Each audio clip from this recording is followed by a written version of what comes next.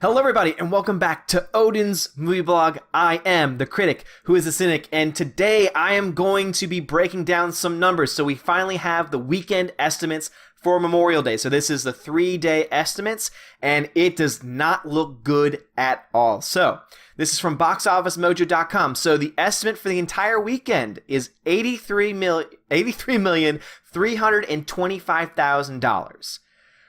Oh boy. That is really, really bad. Just to kind of break it down even further. So on Friday, it brought in $35.6 million. That's also previously on Thursday, it brought in $14 million. On Saturday, it brought in only $24.6 million.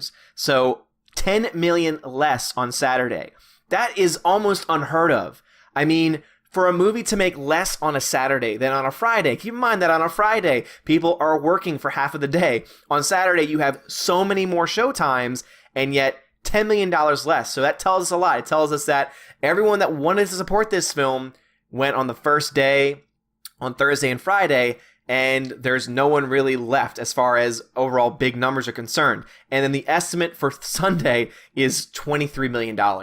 So this is just looking like an absolute train wreck for this film. I did the math on this again. So again, I hate math, but so in order for it to make the $115 million, which was the new projection before the weekend really got started, because remember it dropped from 170 to 130 and then to 115.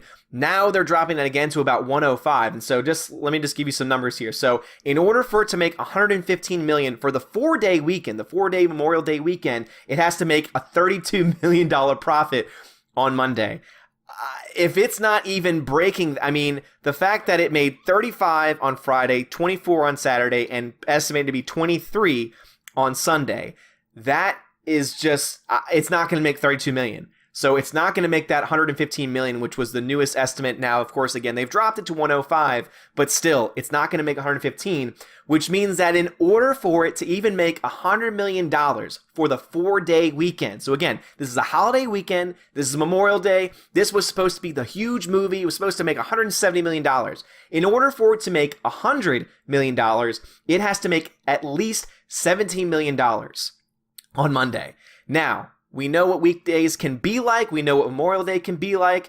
And now there's actually a doubt. Now there's a question. Will this movie even make $100 million? I think that there's a very good argument that could be made that this film might not even break $100 million. Because now I want to say the range is between 96 and 105. Usually they keep it around a $10 million range. And this film is now below $100 million in that range. So this is just amazing. I honestly, I did not think the numbers would be this bad. I knew they would be bad, but I did not know that they would be this bad. This is really bad news for Kathleen Kennedy, for Lucasfilm, for everything that they've been doing with the franchise. And oh my goodness. And I still can't believe that almost every major publication is running this garbage story about this being Star Wars fatigue. Again, you can't make that argument.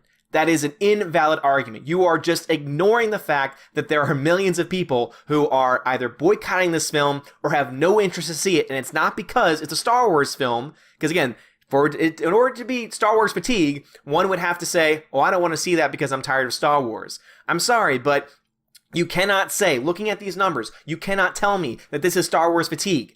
There is so much more going on here. You are being ignorant of the fact that there are people who are actively boycotting this film. You are being ignorant of the fact that people have been vocally upset. A large group of people, again, they can't ignore that anymore because of these numbers. A large group of people are vocally upset with the fact that The Last Jedi went in a totally backwards direction, went in a garbage direction, that the fact that Kathleen Kennedy and Rian Johnson and all these higher-ups are crapping all over the fan base, just trying to destroy everything that Star Wars was, and trying to input this SJW nonsense into all of their films now, and it's starting to pay. They're starting to pay the price for it, and I really hope this leads to a change. So I just want to give you all a quick update on this. So again, 83 million is the estimate. So 83,325,000 for the 3-day weekend.